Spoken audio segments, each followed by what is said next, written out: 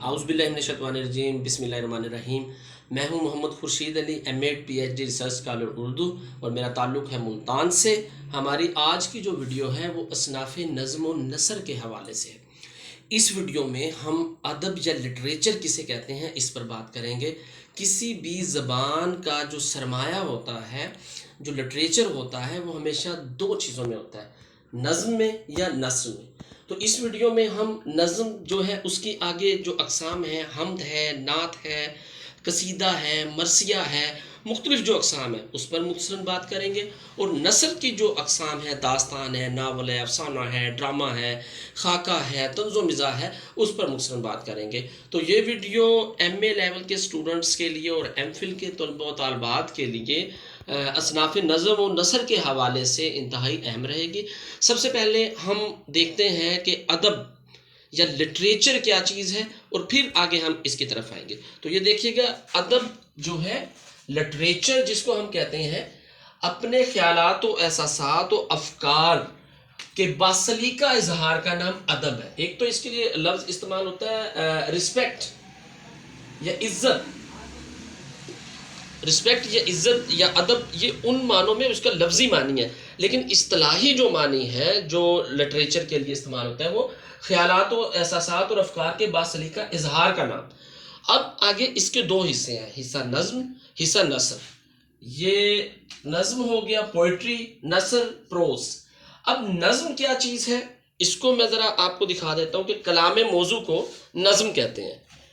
اس کو ذرا دیکھیے گا، الفاظ و محاورات یا تراکیب و اصطلاحات خاص سانچے میں ہوتے ہیں۔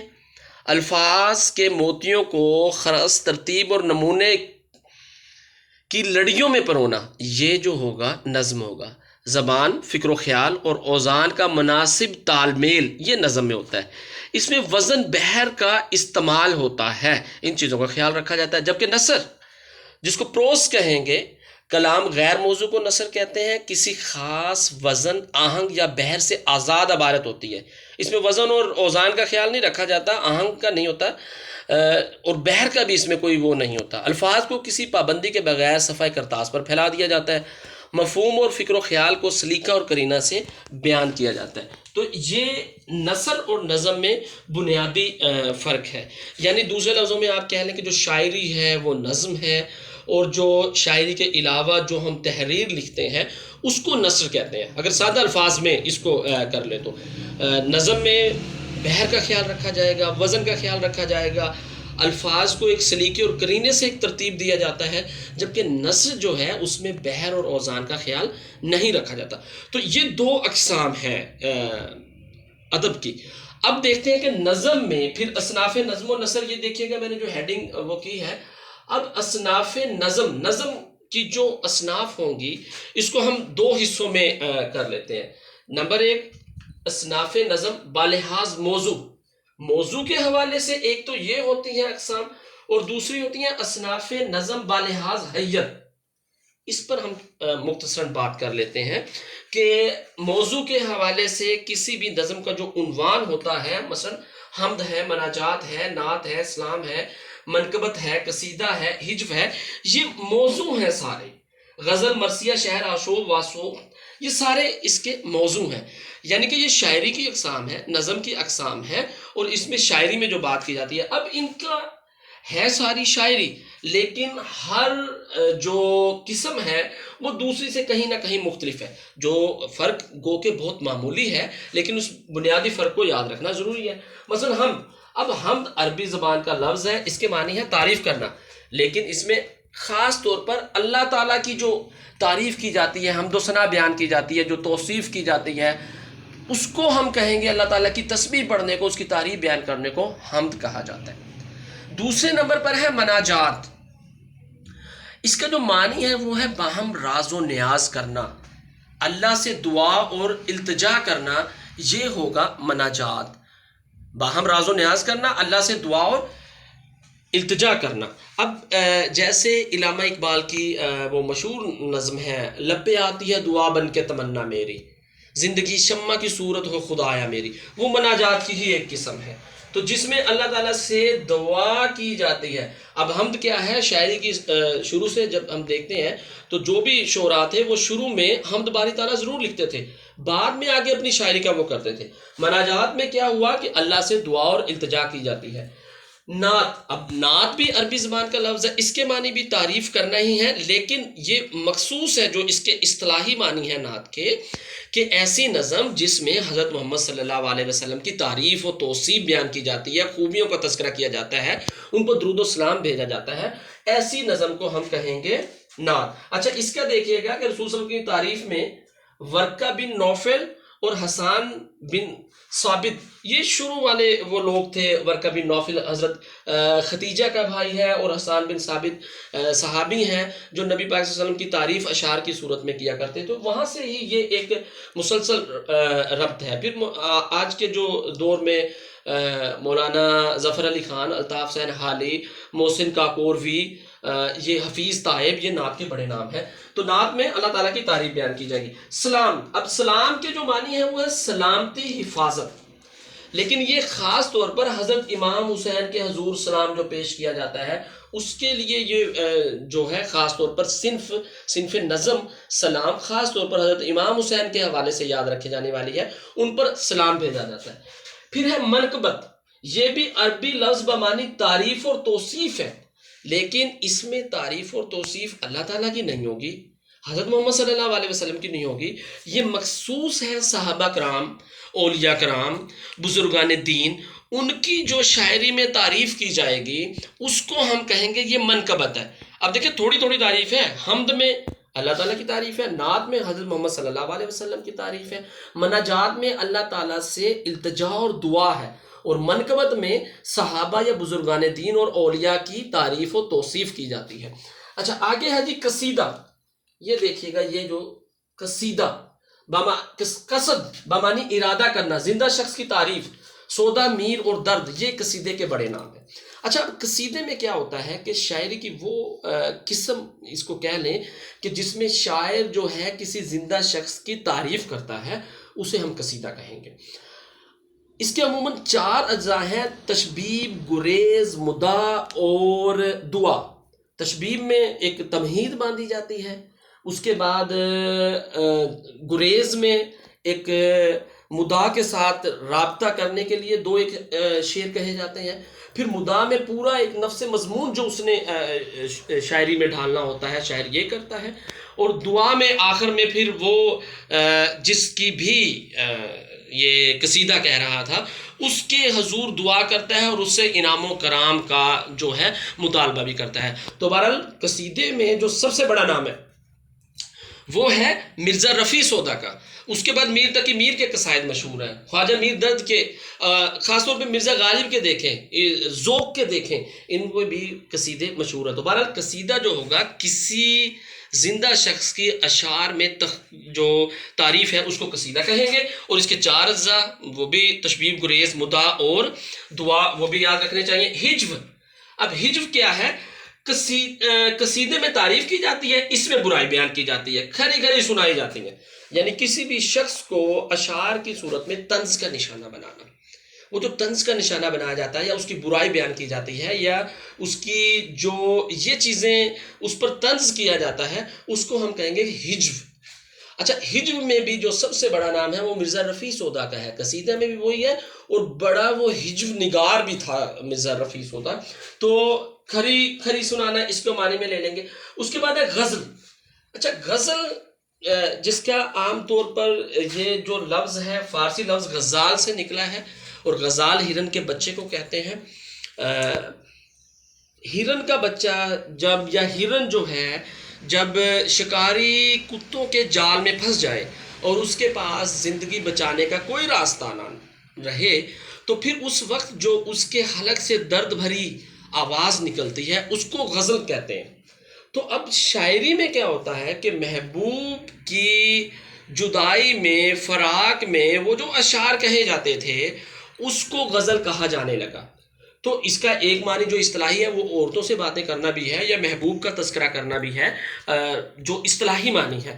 تو اس میں شروع میں تو عموماً یہی محبوب سے جو متعلقہ اشعار ہوتے تھے یا عورتوں سے متعلقہ ہوتے تھے اس کو غزل کہا جاتا تھا، لیکن وقت گزرنے کے ساتھ ساتھ اب اس میں سیاسی، معاشی، معاشرتی ہر طرح کے جو موضوعات ہیں وہ غزل میں سمائے گئے ہیں۔ اب غزل کے جو اجزاء ترکیبی ہیں وہ 5 ہیں۔ اس میں کیا ہوگا؟ ردیف ہوگا، قافیہ ہوگا، مطلع ہوگا، مقطع ہوگا اور بحر ہوگی۔ یہ 5 اجزاء ترکیبی ہیں غزل کے۔ ان 5 چیزوں سے مل کر غزل بنتی ہے۔ پھر مطلع غزل کا پہلا شعر، مقطع غزل کا آخری شعر جس میں شاعر اپنا تخلص استعمال کرتا ہے، قافیہ جو ہم آواز الفاظ ہوتے ہیں، ردیف جو کسی شعر کے آخر میں آنے والے ایک جیسے الفاظ ہوتے ہیں، بحر وہ تمام غزل جو ایک ہی آہنگ میں ہوتی ہے۔ یہ اس کی پھر تفصیلاً بات ہے۔ بہرحال غزل میں کیا ہم دیکھیں گے کہ فارسی لفظ غزال سے نکلا ہے، عورتوں کی باتیں کرنا۔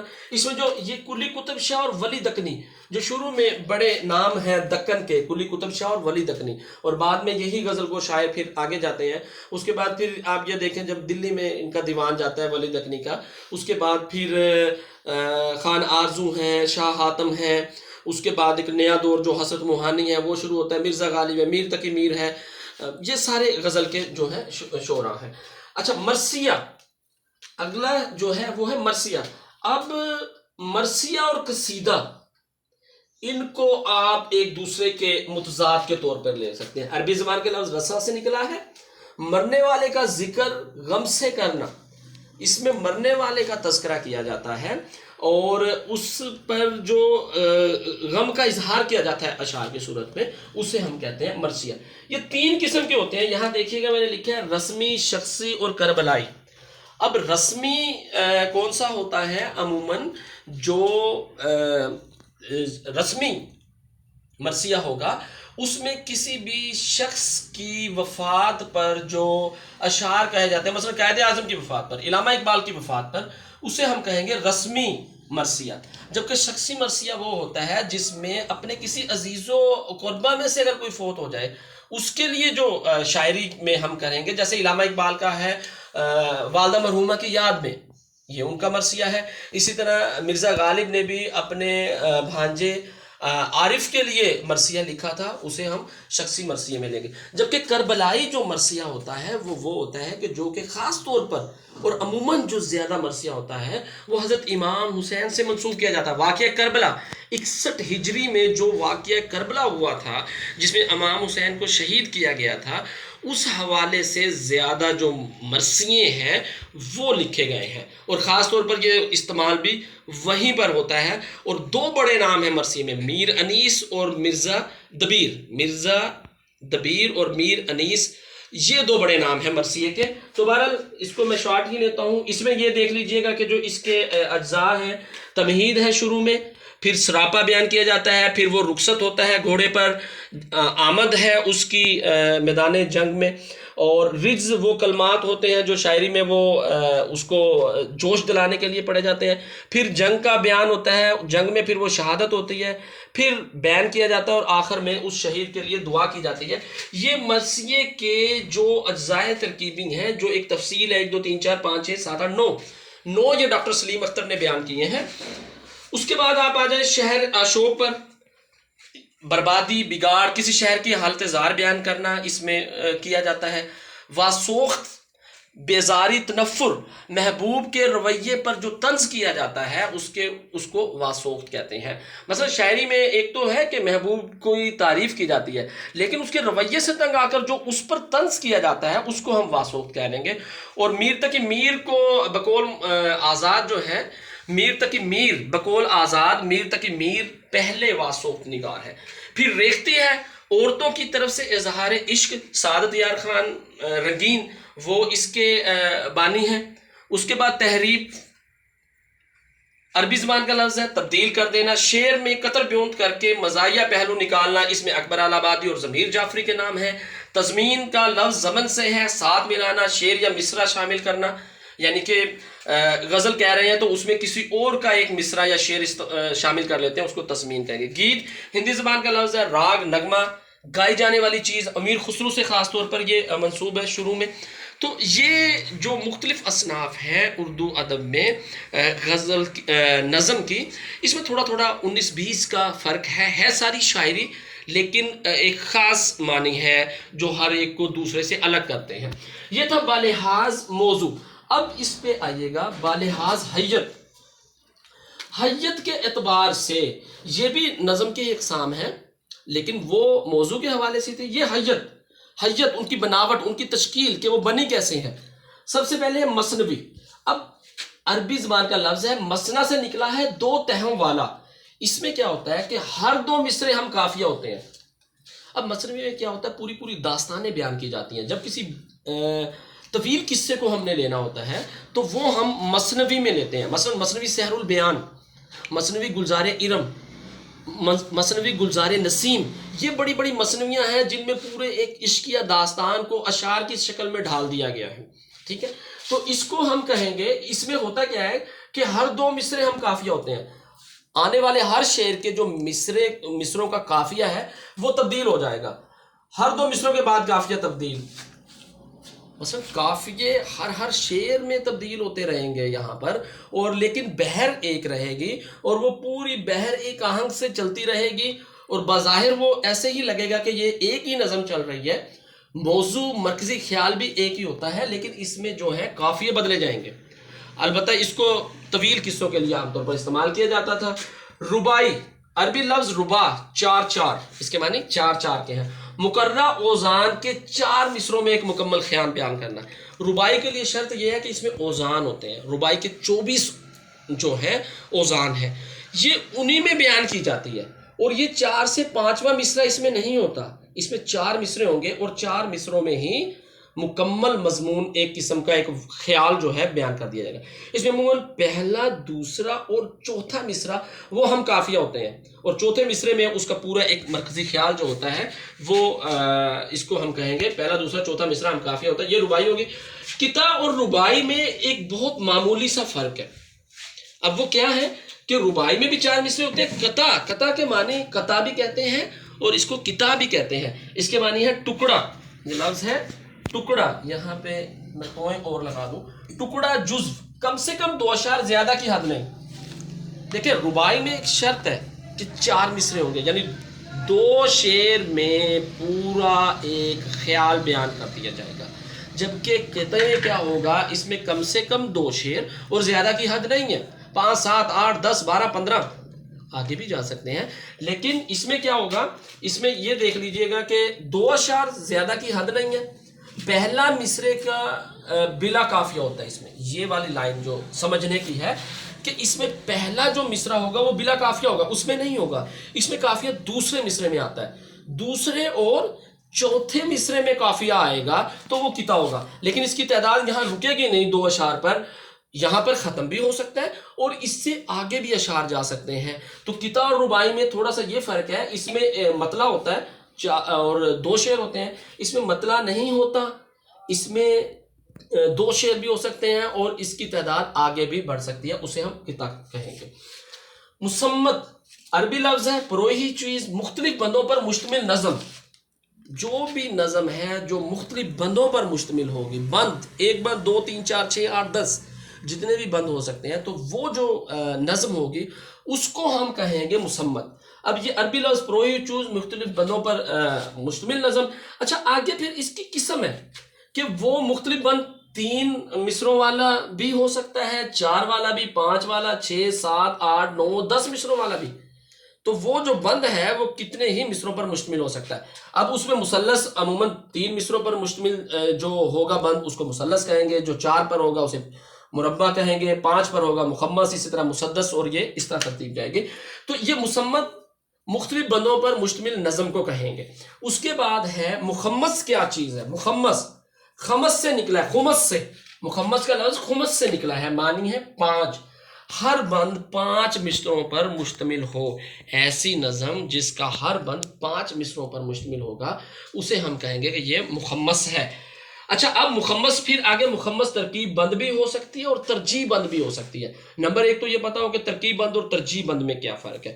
ترکیب بند وہ نظم ہوتی ہے جس میں مختلف بند تو ہوتے ہیں لیکن ہر بند میں ایک مخصوص طریقے سے چلتے ہوئے ہر بند الگ الگ ہوگا، اس میں کوئی مصرع یا کوئی شعر دہرایا نہیں جائے گا، لیکن بند ہوں گے، اسے کہیں گے ترکیب بند۔ جبکہ جو ترجیح بند ہوتی ہے اس میں یہ ہوتا ہے کہ ایک شعر یا ایک مصرع، مختلف بند ہوں گے لیکن ایک شعر یا ایک مصرع بار بار دہرایا جائے گا۔ مثلا جیسے اگر ہے مخمس ترکیب بند تو یہ اس کا ہر بند 5 مصروں پر مشتمل ہوگا۔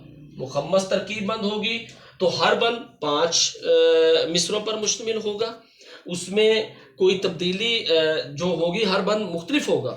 جبکہ مخمس ترجیح بند، اب ترجیح بند میں کیا ہوگا کہ اس میں 5واں مصرع جو ہے وہ بار بار دہرایا جائے گا، وہ سیم چلے گا، جسے ٹیپ کا مصرع بھی کہتے ہیں، وہ ہوگا مخمس ترجیح بند۔ اسی طریقے سے مسدس ترکیب بند بھی ہو سکتی ہے اور مسدس ترجیح بند بھی ہو سکتی ہے۔ مثلا اگر 6 مصرے ہیں تو اس کو مسدس کہہ لیں گے، یہاں 6 مصری ہیں لیکن ایک مصرع دہرایا جا رہا ہے تو وہ ترجیح بند میں آ جائے گا۔ اس کے بعد ہے مسدس۔ مسدس کا لفظ سدس سے نکلا ہے، معنی ہے 6۔ ایسی نظم جس کا ہر بند 6 مصروں پر مشتمل ہو اسے ہم مسدس کہیں گے۔ جیسے مسدس حالی، مد و جزر اسلام جو اس کا نام تھا، مسدس حالی، حالی کے جو مسدس ہے اس کا ہر بند 6 مصروں پر مشتمل ہے، اس لیے اس کو مسدس کہتے ہیں۔ اس کے بعد ہے نظم معرہ، بلینک ورس۔ لغوی معنی ہر برہنہ اور خالی ہیں اس کے۔ ایسی نظم جو قافیے سے آ رہی ہو، یعنی کہ جس کے اندر قافیہ نہ ہو اور اوزان کا خیال رکھا جائے، ایسی نظم کو نظم معرہ کہتے ہیں۔ عبدالحلیم شرر اور اسماعیل میرٹھی اس کے بانیوں میں سے ہیں نظم معرہ کے۔ اس میں قافیہ کی پابندی نہیں ہوتی، البتہ اوزان کا خیال رکھا جاتا ہے۔ اس کے بعد ہے آزاد نظم، فری ورس۔ یہ مکمل طور پر عروضی پابندی سے آزاد جو نظم ہوتی ہے اسے ہم کہیں گے آزاد نظم۔ یہ تصدق حسین خالد، نون میم راشد اور میرا جی یہ اس کے بڑے نام ہیں۔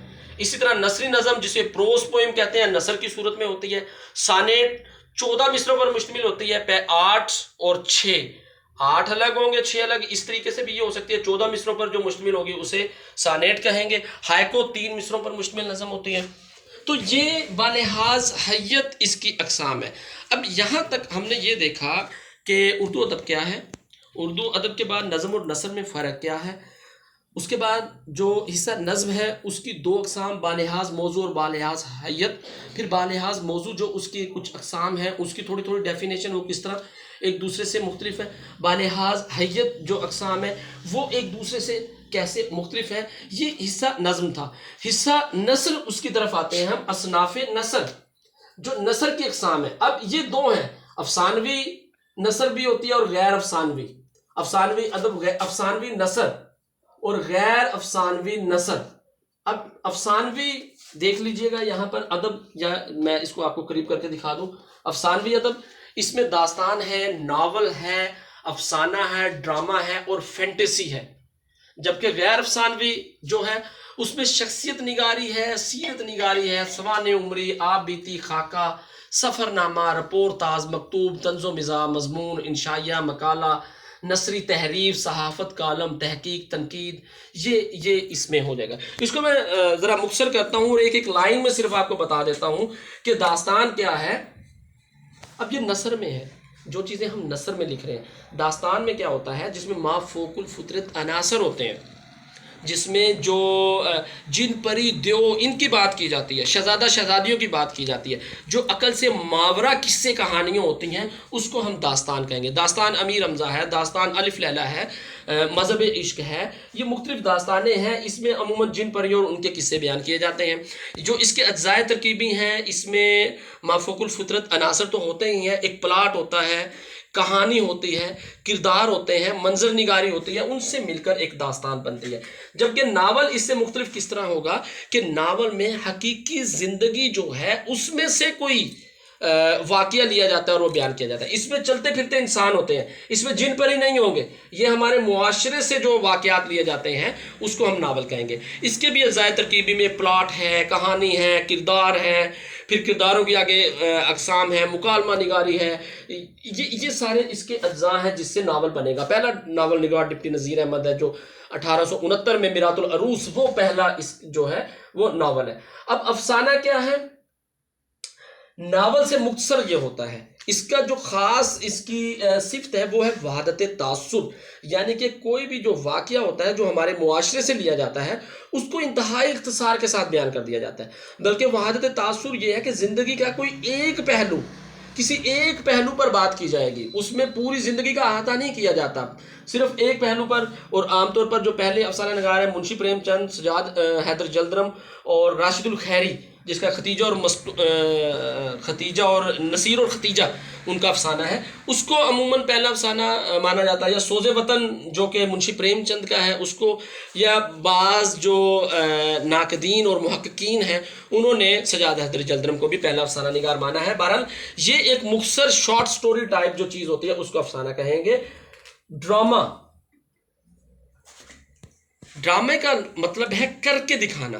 اب یہ ساری کہانیاں ہوتی ہیں جو مختلف جو ہیں اوپر ہم نے بیان کی ہیں، جبکہ اس میں کیا ہوتا ہے سٹیج پر کرداروں کے ذریعے ڈرامے کو پیش کیا جاتا ہے۔ یہ صرف سننے پڑھنے یا لکھنے کی چیز نہیں ہے بلکہ کر کے دکھانے کی چیز ہے۔ اب ڈرامے میں جو پہلا ڈرامہ ہے اندر صبا امانت لکھنوی کا 1852 یا 54 میں یہ ڈرامے کی ابتدا ہوتی ہے لکھنؤ میں، تو یہ ہے ڈرامہ کے کر کے جو سٹیج پر کر کے دکھایا جاتا ہے وہ ڈرامہ۔ امتیاز علی تاج ڈرامہ نگار ہیں۔ ڈرامے افسانے اور ناول کا یہ جو فرق ہے، یہ اگر پوری روایت پر بات کریں تو ایک پوری الگ سے اس کے لیے ویڈیو بنانی پڑے گی۔ بہرحال ڈرامہ کر کے دکھانے کی چیز ہے، کرداروں کے لیے سٹیج پر کیا جاتا ہے، اس میں بھی کہانی ہوتی ہے، مکالمے ہوتے ہیں، منظر نگاری ہوتی ہے، یہ اس میں تھوڑا سا اس سے الگ چیز ہے۔ اسی طرح فینٹیسی میں جو ہے وہ جو بات بیان کی جاتی ہے کہ کسی واقعے کو ماضی میں لے جا کر بیان کیا جاتا ہے وہ فینٹیسی ہوتی ہے۔ اب آتے ہیں ہم غیر افسانوی ادب پر۔ اب غیر افسانوی ادب میں کیا ہے؟ شخصیت نگاری، جب ہم کسی شخص کے حالات لکھتے ہیں، ان کی سیرت بیان کرتے ہیں، اس شخص کے بارے میں لکھنا شخصیت نگاری ہے۔ سیرت نگاری میں جیسے سیرت النبی حضرت محمد صلی اللہ علیہ وسلم کی سیرت بیان کی گئی ہے مولانا شبلی نعمانی کی کتاب، وہ سیرت نگاری ہے۔ سوانح عمری، جب ہم کسی دوسرے شخص کی زندگی کے تفصیلاً حالات لکھتے ہیں اسے سوانح عمری کہتے ہیں۔ آپ بیتی میں ہم اپنی زندگی کے تفصیلی حالات لکھتے ہیں، وہ آپ بیتی۔ ان دونوں میں فرق کیا ہے؟ سوانح عمری اور آپ بیتی میں، سوانح عمری میں کسی اور کی زندگی کے تفصیلی حالات ہیں، آپ بیتی میں اپنی زندگی کے تفصیلی حالات ہیں۔ خاکہ، یہ تینوں چیزیں ایک دوسرے سے بہت قریب ہیں۔ اب خاکہ کیا ہوتا ہے؟ یہ کسی دوسرے کی زندگی پر لکھا جاتا ہے لیکن انتہائی مختصر لکھا جاتا ہے، اس مختصر مضمون میں ہی کسی کی زندگی کے تمام نمایاں پہلوؤں کو بیان کر دیا جاتا ہے، اسے خاکہ کہتے ہیں۔ سوانح عمری، کسی دوسرے کے زندگی کے تفصیلی حالات لکھنا۔ خاکہ، کسی دوسری کے زندگی کے مختصراً حالات لکھنا۔ آبیتی، اپنی زندگی کے تفصیلی حالات لکھنا۔ اب خاکے میں جو باقاعدہ خاکہ نگاری کی ابتدا ہے وہ مرزا فرت اللہ بیگ سے ہوتی ہے۔ ڈپٹی نذیر احمد کی کہانی کچھ ان کی کچھ میری زبانیں، یہ 1928 میں ان کا خاکہ جو چھپا تھا، یہ ایک بہت مشہور خاکہ ہے۔ اس سے پہلے گو کہ آب حیات میں کچھ خاکوں کی جھلکیاں پائی جاتی ہیں، کچھ اور جو ہے آب حیات جو کتاب ہے وہ جو مولانا محمد حسین آزاد کی، اس میں بھی جو شعراء کا اس نے تھوڑا سا اس کو خاکے کے ذیل میں لیا جا سکتا ہے، لیکن باقاعدہ آغاز مرزا فرت اللہ بیگ سے جو اس کا ہوتا ہے۔ سفر نامہ، اب سفر نامے میں کوئی بھی شخص اپنے سفر کے حالات جو ہے قلم بند کرتا ہے۔ یوسف کمبل پوش، اس کا عجائبات فرنگ، وہ پہلا سفر نامہ ہے۔ رپورتاز میں کیا ہوتا ہے؟ رپورٹ سے یہ لفظ ہے کسی تقریب کا جو آنکھوں دیکھا حال ہے وہ تحریر کر دینا، وہ رپورتاز ہوگی۔ مکتوب، خطوط کو کہتے ہیں۔ مکتوب نگاری اردو ادب میں بہت مشہور رہی ہے، اور بڑے بڑے جو مرزا غالب ہے اس کا عود ہندی، اردو معلیٰ خطوط کے مجموعے ہیں۔ مکاتبی خضر، محمد خالد اختر کے مکاتیب ہیں۔ مولوی عبدالحق کے بہت زیادہ مکتوب ہیں۔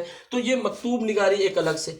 طنز و مزاح، طنز اور مزاح میں جو باتیں کی جاتی ہیں، شاعری میں اگر اس کی بات کریں تو جعفر زٹلی سے یہ شروع ہوتی ہے طنز و مزاح، وہ طنزیہ و مزاحیہ شاعر تھا۔ اس کے بعد اگر ہم اس کی نثر میں بھی اس نے کچھ طنز و مزاح لکھا ہے۔ تو طنز و مزاح کسی بھی چیز پر، طنز کے تو معنی ہے کسی چیز پر چوٹ کرنا، کسی معاشرتی برائی کو دیکھ کر اس پر چوٹ کرنا، وہ طنز ہوگی۔ اور مزاح ہے کہ ہنسی مذاق کی باتیں کرنا، لیکن اس میں بھی کوئی نہ کوئی اصلاح کا پہلو موجود ہوتا ہے۔ مضمون، پہلے مضمون نگار جو ہے وہ سر سید احمد خان ہے، کسی چیز پر اپنے جذبات اور احساسات کا اظہار۔ انشائیہ، اس کو ہم مضمون کی ذیل میں ہی لے سکتے ہیں، لیکن یہ ہلکے پھلکے انداز میں کسی موضوع پر اپنے اظہار خیال کرنا ہلکا پھلکا اور مزاحیہ انداز میں، اسے انشائیہ کہیں گے۔ مقالے کو تھیسس کہہ سکتے ہیں، جس میں باقاعدہ حوالے درج کیے جاتے ہیں، دعویٰ کیا جاتا ہے، جو کہ جسے ہم مصدقہ ایک دستاویز کہہ سکتے ہیں، جو تصدیق شدہ، جو ثبوت کے ساتھ دیا جائے، اسے مقالہ کہیں گے۔ نثری تحریف پیروڈی کے معنی میں آ جاتا ہے کہ پہلے سے کوئی چیز موجود ہے، اس میں آپ اپنے پاس سے ان الفاظ کا رد و بدل کر دیں تو اس کو تحریف کہیں گے۔ اسی طرح صحافت جو جرنلزم ہے، اس میں خاص طور پر کالم جو ہیں جو لکھے جاتے ہیں، اس کو بھی ہم غیر افسانوی ادب میں شامل کریں گے۔ اسی طریقے سے تحقیق اور تنقید، یہ بھی غیر افسانوی ادب ہے، لیکن یہ نثر کی ذیل میں آ جائے گا۔ یہ اصل میں اس میں ہر موضوع پر ایک پوری ویڈیو بنانا درکار ہے۔ مثلا سوانح عمر یا آبیتی ہے، خاکہ یا سفر نامہ ہے، ہر موضوع پر ایک مکمل ویڈیو کی ضرورت ہے، جس میں اس کے مکمل آغاز و ارتقاء اور جو اس سے متعلقہ لوگ ہیں ان پر پوری بات کی جائے۔ لیکن اس ویڈیو میں ہم نے مختصراً بات کی، صرف بتانا یہ مقصود تھا کہ ادب کیا ہے، نظم کیا ہے، اور نثر کیا ہے، نظم کی اقسام کیا ہیں، نثر کی اقسام کیا ہیں، نظم میں بالحاظ موضوع کیا اقسام ہے، بالحاظ حیت کیا اقسام ہے، نثر میں افسانوی نثر کون سی ہے، غیر افسانوی نثر کون سی ہے، اور اس میں تھوڑا تھوڑا جو بنیادی فرق ہے اس میں وہ بتایا گیا ہے۔ اس ویڈیو کو بنانے میں نے مندرجہ ذیل کتابوں سے، یہ دیکھیے گا جو میں نے مدد لی ہے، اردو ادب کی مختصر تاریخ انور سدید کی ہے، مقدمہ شعر و شاعری الطاف حسین حالی کی ہے، ناول کی تاریخ اور تنقید علی عباس حسینی کی، اردو ادب میں طنز و مزاح وزیر آغا، اور اصناف نظم و نثر اشفاق احمد ورک اور علی محمد خان، یہ ہے۔ تو خاص طور پر یہ جو ایک کتاب ہے اصناف نظم و نثر، جو کہ ڈاکٹر علی محمد خان اور ڈاکٹر اشفاق احمد ورک کی ہے، اس سے آپ مکمل طور پر ایک کتاب کو لے لیں یا تاریخ ادب کو لے لیں، تو اس میں آپ کو ایک مکمل یہ چیزیں اس حوالے سے مل جائیں گی۔ بہرحال اس ویڈیو میں امید ہے آپ کو نظم و نثر کا ایک بنیادی فرق آپ کو سمجھ آ گیا ہوگا، اور جو نظم میں مختلف اس کی اقسام ہے اس کا تھوڑا تھوڑا جو فرق ہے وہ سمجھ آ گیا ہوگا، اور اسی طریقے سے نثر کی بھی جو چیزوں میں 19-20 کا جو فرق ہے، جو ہر ایک چیز دوسرے سے الگ ہے، وہ سمجھ آ گئی ہوگی۔ تو امید کرتا ہوں ویڈیو پسند آئی ہوگی آپ کو۔ اجازت دیجیے محمد خورشید علی کو، اللہ حافظ۔